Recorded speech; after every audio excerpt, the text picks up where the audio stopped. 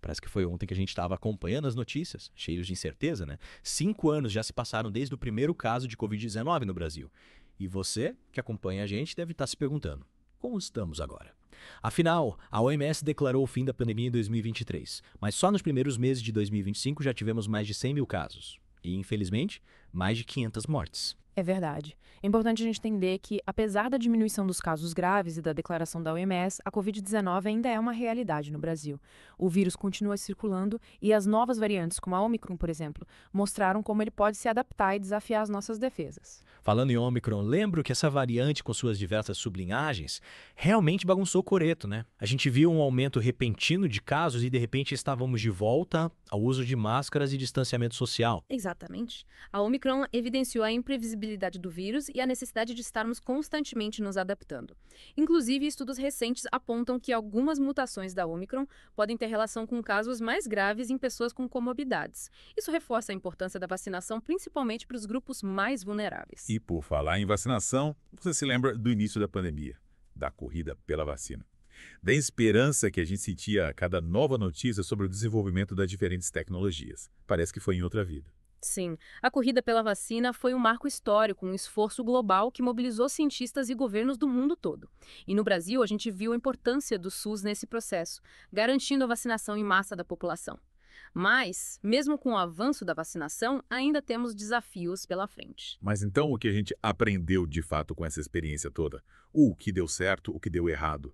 E como podemos usar esse conhecimento para o futuro? Olha, acho que uma das maiores lições que a pandemia nos deixou foi a importância de se investir em ciência e em saúde pública.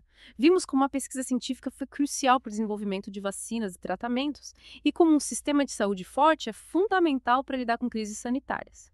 E a gente também viu, infelizmente, o impacto da desinformação, né? Lembra das polêmicas em torno da cloroquina, por exemplo, que foi amplamente divulgado como um tratamento eficaz, mesmo sem comprovação científica. Sim, essa foi uma das faces mais preocupantes da pandemia. A disseminação de notícias falsas e a politização da ciência colocaram em risco a saúde da população. E dificultaram o combate ao vírus. É fundamental que a gente busque informação em fontes confiáveis e que tenha um olhar crítico para o que circula nas redes sociais. E a gente precisa falar também sobre a desigualdade social, né? A pandemia escancarou as disparidades no acesso à saúde, à informação e a recursos básicos. E vimos como as comunidades mais vulneráveis foram as mais afetadas. Com certeza. A pandemia evidenciou a necessidade de políticas públicas que promovam a equidade e a justiça social. É preciso garantir que todos tenham acesso à saúde de qualidade, à educação e a condições dignas de vida. A pandemia nos mostrou que a saúde é um direito de todos e que não podemos deixar ninguém para trás. E falando em acesso à saúde, como não lembrar da crise de oxigênio em Manaus, no início de 2021?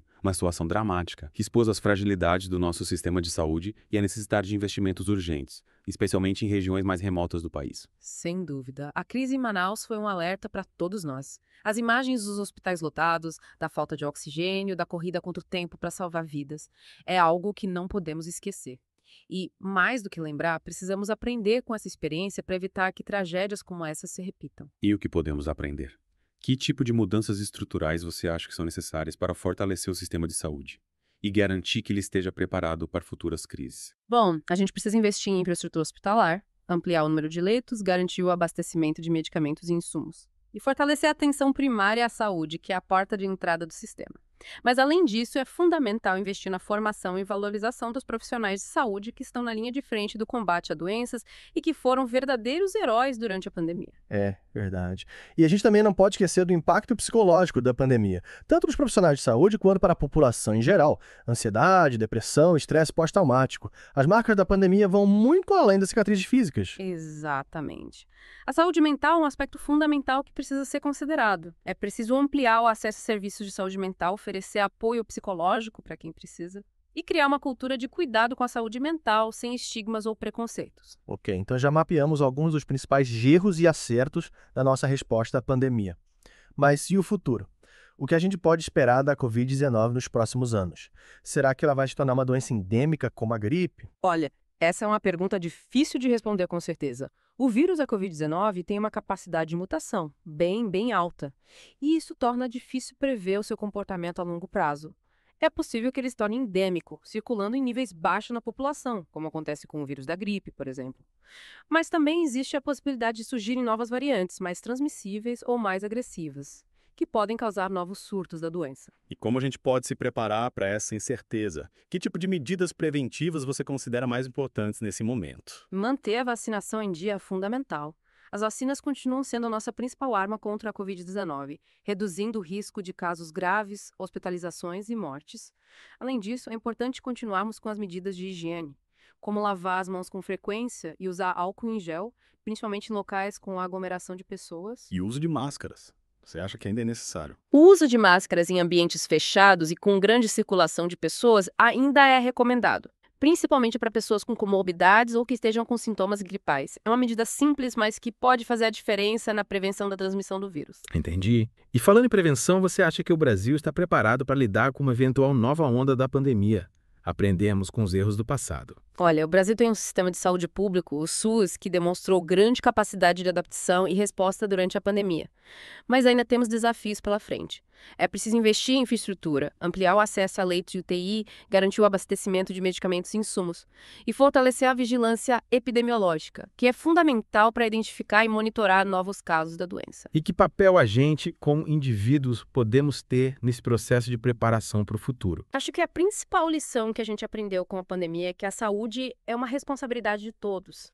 Cuidar da nossa saúde, adotar medidas preventivas, buscar informação em fontes confiáveis e ter empatia com o próximo, respeitando as medidas de segurança, são atitudes que podem fazer a diferença. A pandemia nos mostrou que somos interdependentes e que a saúde individual está diretamente ligada à saúde coletiva. Falando em saúde coletiva, como você avalia a comunicação do governo e das autoridades de saúde durante a pandemia?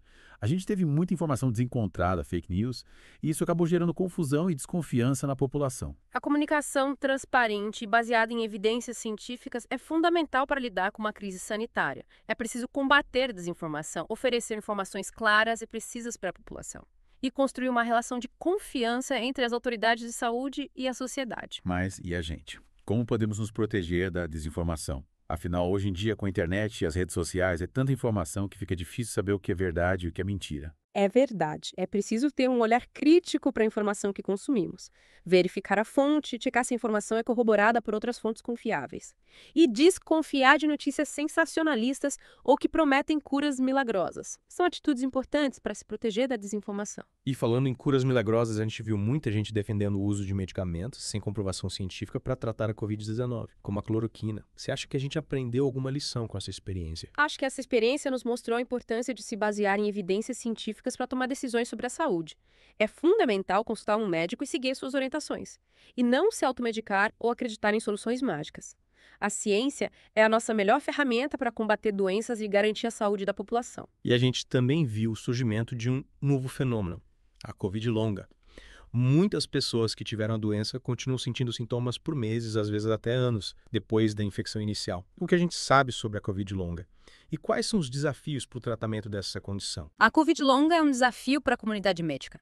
Ainda estamos aprendendo sobre essa condição, mas sabemos que ela pode afetar diversos órgãos e sistemas do corpo, causando sintomas como fadiga, falta de ar, dores musculares, dificuldade de concentração e problemas de memória. O tratamento da Covid longa é multidisciplinar, envolvendo diferentes especialidades médicas, e ainda não existe um protocolo único. E que impacto a Covid longa pode ter na vida das pessoas, tanto do ponto de vista da saúde quanto do ponto de vista social e econômico? A Covid longa pode ter um impacto significativo na qualidade de vida das pessoas. Muitas pessoas que sofrem com essa condição têm dificuldade para trabalhar, estudar ou realizar atividades do dia a dia. Isso pode levar a problemas financeiros, isolamento social e até mesmo a depressão. E como a gente pode lidar com esse desafio?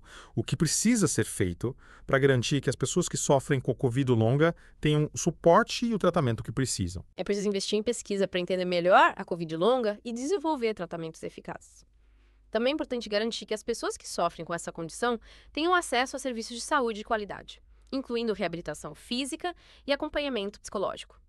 E é fundamental conscientizar a sociedade sobre a Covid longa para que as pessoas que sofrem com essa condição não se sintam sozinhas e abandonadas. Ok, então a gente já discutiu os desafios do presente e as incertezas do futuro. Mas e passado? Que lições a gente pode tirar da nossa experiência com a pandemia para nos prepararmos para futuras crises sanitárias?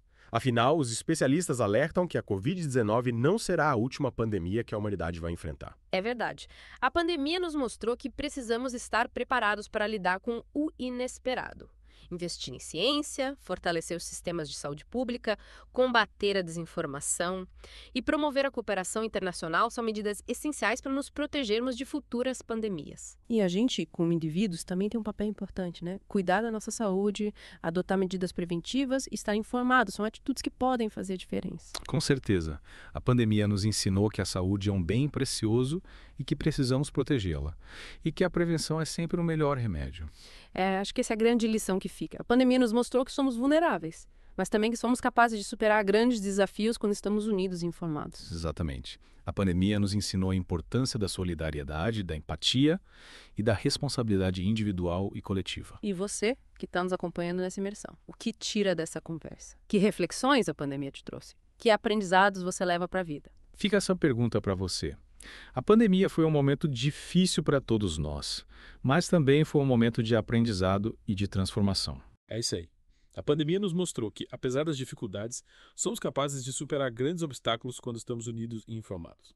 Mas antes de encerrarmos, quero agradecer a sua companhia e a sua participação nesse mergulho profundo na história da Covid-19 no Brasil. Foi um prazer compartilhar esse espaço com você e com os nossos ouvintes e que possamos, juntos, construir um futuro mais resiliente e preparado para os desafios que virão. E você que está nos ouvindo, continue ligado, porque o The Deep Dive volta em breve com mais um mergulho em temas que te farão pensar, refletir. E quem sabe, até mudar o mundo. Até a próxima. Impressionante como a gente pode traçar paralelos entre a pandemia e outros momentos históricos, né? A gente vê como a história se repete. Como a humanidade, às vezes, parece não aprender com os erros do passado. Pois é. A história nos mostra como as pandemias moldaram a sociedade ao longo dos séculos, como impactaram a cultura, a arte, a política, a economia. E a gente vê como a resposta a essas crises, muitas vezes, de preconceito. E, ao mesmo tempo, a gente também vê, né, exemplos de solidariedade, de coragem, de resiliência, pessoas que se arriscaram para ajudar o próximo, cientistas que trabalharam incansavelmente para encontrar soluções, comunidades que se uniram para superar as dificuldades. A pandemia nos mostrou que, mesmo diante das adversidades, a humanidade é capaz de grandes feitos e que a esperança e a compaixão podem florescer mesmo nos momentos mais sombrios. Voltando para o Brasil, você acha que a gente aprendeu com os erros da pandemia?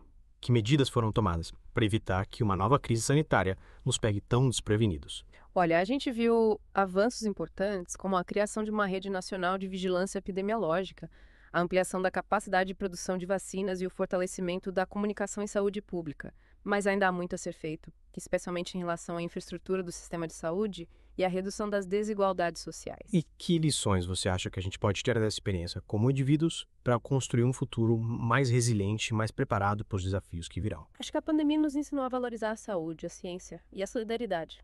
Nos ensinou a importância de estarmos informados, de questionar, de buscar a verdade. E, acima de tudo, nos ensinou a importância de cuidarmos uns dos outros. Acho que essa é a grande mensagem que fica. A pandemia nos mostrou que somos todos interconectados, que a saúde individual está intrinsecamente ligada à saúde coletiva e que juntos somos mais fortes. É isso aí. A pandemia nos lembrou da nossa vulnerabilidade, mas também da nossa capacidade de superação. E que a esperança e a compaixão são os nossos maiores aliados na construção de um futuro melhor. E você, que está nos acompanhando nessa imersão, que tira dessa conversa? Que reflexões a pandemia te trouxe? Que aprendizados você leva para a vida? Fica essa pergunta para você. Mas, antes de encerrarmos, queria agradecer a sua companhia e a sua participação nesse mergulho profundo na história da Covid-19 no Brasil. O prazer foi meu. Foi ótimo compartilhar esse espaço com você e com os nossos ouvintes. E que a gente possa, juntos, construir um futuro mais resiliente, preparado para os desafios que virão. É isso aí. A pandemia nos mostrou que, apesar das dificuldades, somos capazes de superar grandes obstáculos quando estamos unidos e informados. Fique ligado, porque o The Deep Dive volta em breve com mais um mergulho em temas que te farão pensar, refletir e, quem sabe, até mudar o mundo. Até a próxima!